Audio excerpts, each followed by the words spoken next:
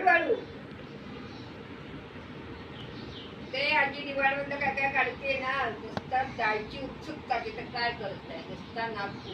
पाय अडके बळा अभ्यास नाही थोड्या वेळ खेळला दादरला देवगड हापूस खेळाच्या इकडे माहिती दिली कसा ओळखायचा